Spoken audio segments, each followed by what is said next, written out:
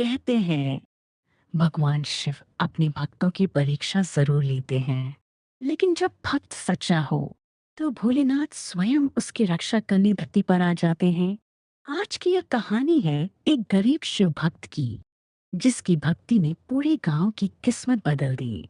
एक छोटे से गांव में महादेव दास नाम का युवक रहता था। उसके पास धन नहीं था, लेकिन उसके दिल में भगवान शिव के लिए अटूट प्रेम था। गांव वाले उसे टोकते। अरे महादेव दास, दिन भर पूजा करने से कुछ नहीं मिलेगा। पर महादेव दास उनसे हमेशा कहते, भोलेनाथ पर भरोसा रखने वाला कभी खाली नहीं रहता। कुछ ही दिनों बाद गांव में भयंकर सूखा पड़ गया। खेत सूख गए, लोग भूखे रहने लगे। गांव वाले दुखी होकर कहने लगे, अब तो भगवान भी हमारी नहीं सुन रहे। लेकिन महादेव दास की भक्ति नहीं टूटी। एक दिन एक बूढ़ा साधु गांव में आया। वह कई दिनों से भूखा था।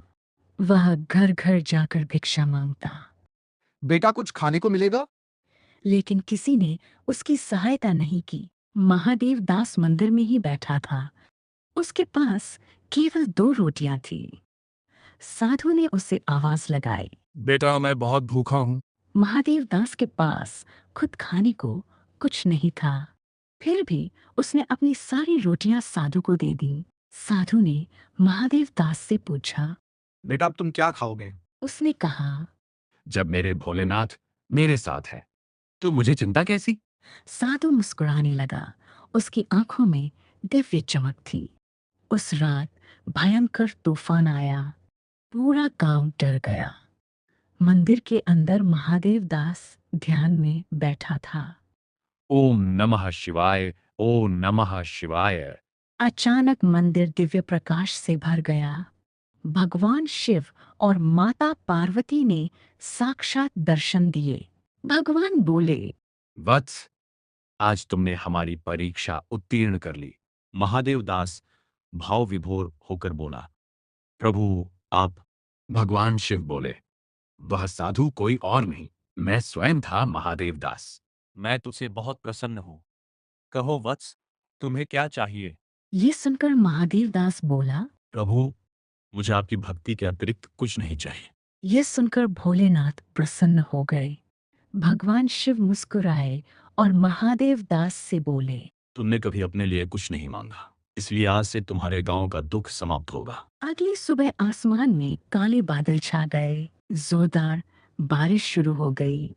सूखे खेत फिर से हरे हो गए। कुएं पानी से भर गए। गांव वाले आश्चर्यचकित रह गए। धीरे धीरे सबको समझ आ गया कि यह सब महादेव दास की भक्ति का फल है। जो लोग पहले उसका मजाक उड़ाते थे, वही अब उसके चरण छूने लगे। लेकिन महादेव दास ने कभी घमंड नहीं किया। वह पहले की तरह रोज मंदिर जाता और शिव जी की पूजा करता रहा। सच्ची भक्ति कभी व्यर्थ नहीं जाती। भगवान शिव हमेशा अपने भक्तों के साथ रहते हैं। अगर आप भी महादेव के भक्त हैं तो कमेंट में लिखिए हर हर महादेव। वीडियो को लाइक, शेयर और चैनल को सब्सक्राइब जरूर करें।